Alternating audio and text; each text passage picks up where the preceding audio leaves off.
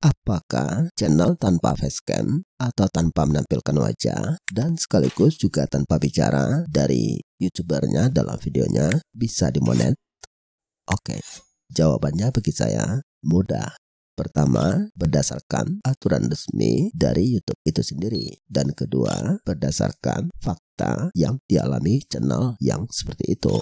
Nah, sejauh yang saya tahu, YouTube tidak pernah mensyaratkan kedua hal itu untuk monetisasi channel, baik di YouTube Hub maupun di channel resminya YouTube Creators. Dan fakta yang saya temukan, banyak channel yang tanpa menampilkan wajah dan juga tanpa narasi dari si pembuat videonya atau dari YouTubernya tetap dimonet channelnya. Tapi ada YouTuber yang bilang, gak bisa om. Ya, Anda tinggal pilih mau percaya sumber resmi dan juga fakta atau hoax